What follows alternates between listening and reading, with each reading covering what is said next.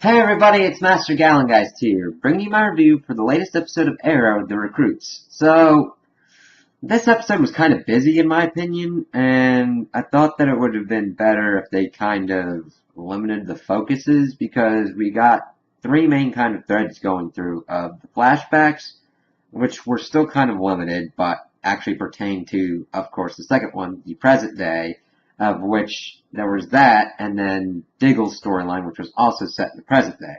So I thought it was a little busy with what was going on, but overall I still enjoyed the episode, though it was kind of, they had to jump around to a lot of places to kind of keep everything going at once. So, we see Oliver pretty much going to recruit his team. We see Wild Dog in action. He's not really has that much protective wear, but he does use guns. And he's chasing after this drug dealer, but of course Oliver gets involved and pretty much tells him to meet him at a place to kind of join the team.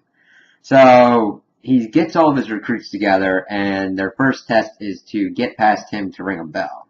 And he just is like knocking the crap out of him. And he doesn't show his true identity, and because he doesn't really trust anybody. And I think the main thing is he's taking more of the kind of Ratha stance that we're seeing that we got through in the flashbacks, because the flashbacks are kind of short and simple in that they're showing after he was canonized pretty much he had the same task as this task that he is giving his recruits. That is to get past him, this group of people, and ring a bell. So he works with the other people trying to do it. As a team effect, he's the one that rings the bell, and the rest are killed. And the first thing for the Bratva that he's learned is that the only one you can trust is yourself. And Oliver's kind of going through that and trying to do everything himself in the show, because he has seen that when he gets other people involved, granted, he thinks it's his fault when they're hurt, but he's really dealing with Laurel's death badly in that he doesn't want anybody else to get hurt or die because of him. And that's pretty much why he's trying to keep that distance as well, to not get attached, so that way, if they do die or get hurt, he doesn't feel this kind of pain. And I think that the show should have kind of gone more in that kind of direction with it, and kind of played that up, because they haven't really been digging that deep into it, which just been on the surface of like the usual Oliver guilt. And I think that if they dig deeper into that, we get a better kind of story and everything. And we kind of see as he's mercilessly pretty much put in the ringer through him because he wants them to survive. They just don't really trust him or know him. So, as that's going on, Oliver is able to work out a deal with Amertech to do these clinics, because hospitals have been leaving the area and it's a free clinic to help people. So they kind of get that set up, and after that meeting with the Amertech executives, one of them is attacked and put in the ICU by who they term the Ragman, because of the kind of powers that he uses. So they're trying to figure out what's going on with that, as Felicity's kind of getting on him to be less harsh on his team and all that. And I think they need to do a better job with Felicity.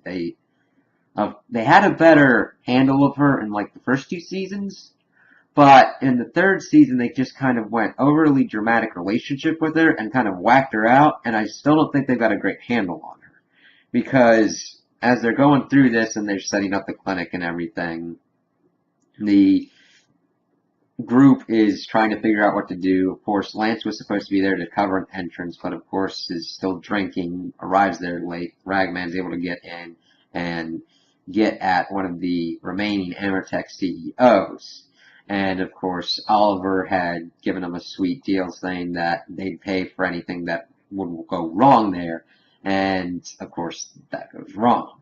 And one of his team was able to tackle him and kind of get a rag from him, but Oliver's berating him because he didn't follow his orders. So that's kind of when everybody kind of leaves, because Oliver is like ticked off. If they can't follow orders in combat, it's going to lead to some bad consequences. And that's when they all leave, and we see Felicity take that piece of cloth and pretty much lied to her boyfriend, being a hypocrite because she broke up with Oliver for pretty much the same reason and lying to her boyfriend to get a workup on it. And it's just like, okay, you broke up with Oliver for lying and you're gonna lie to your boyfriend. How do you process that? But of course, that's to me the writing people for the character more than anything, and it's just bad writing in my opinion. And if she's dealing with the kind of guilt of that line, that'll be different. But at the moment, it's more like you're just having a character contradict themselves, and it's really kind of annoying. So they're going through all that, and we're also getting interspersed throughout this Diggle's kind of stuff. He's pretty much gone back into the army, so that way it's simple. Right, wrong, good, evil, it's no thing. You just get your orders, you do them, you get on through. So their orders were to recapture a nuclear device, one of the ones that Dark had launched, and it seems straightforward enough. But he goes in with a squad, most of them get wiped out, and come to find out they get captured, and it was his commander who had pretty much burned his team and was stealing the nuclear device because he was going to sell it because of what can you do against metahumans and magic and all that kind of stuff, and pretty much framed Diggle for it. And it was kind of like you could have done something more with this, but it was really weird and out of place almost. It's like, why is this here?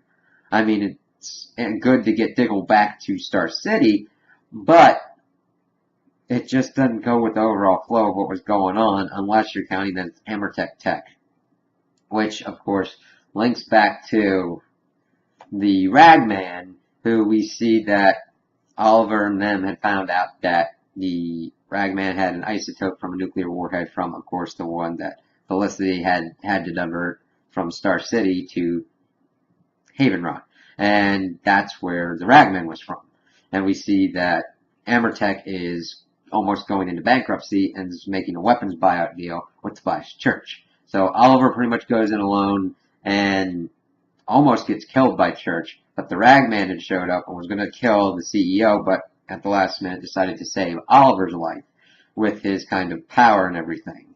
So Oliver was able to get away from that and convince the Ragman to let go of his vengeance because he's talking about how his father had wrapped him in these rags to protect him, and Oliver appealed to that sense, saying that let's make sure that our fathers didn't die for nothing. Help me. And brought him in, and I'm like, you've done more with this recruit than kind of like Evelyn Sharp as the new Black Canary and Ramirez as Wild Dog. Granted, I don't have a problem with them, but in the shortest amount of time in this episode since the Ragman was introduced, you did a better job of setting that person up than the ones that we're eventually going to have. Because in the stills, I didn't know that, or the information that I'd also gotten as we've been hearing about this new team, I didn't even know that this kind of dude was going to be on Oliver's team, but of course they're going to need a metahuman, and that's a pretty good thing to have. And I think there's something mystical about these rags as well. It helped them survive a nuclear blast. I don't know if that helped messing with the rags, or if it was mystical, or what. I hope we get some more explanation for it, but that was pretty interesting. And we get everybody back from the recruits, and he reveals himself. He explains about, he explained to Curtis that the whole concept was to get teamwork together to ring the bell, which nobody did. And he's gotten everybody's kind of trust with that and kind of has them back on one page. And I'm intrigued to see what's going to be happening, but I've been burned by this show. And there can be some good, but when the bad's in there, it gets really bad. So I'm getting hope as well, but I'm hoping, I've seen good. Hopefully it continues with the new team. And we've also seen that Quentin is going to be appointed deputy mayor to give him a reason not to drink. So that's going to be kind of interesting thing to see. So we'll see how that turns out. So those are my opinions on the episode. Tell me what you guys think in the comments below. If you liked it, if you didn't like it, if you agree with me, if you disagree with me. Also, like and subscribe, and I hope you have a good day.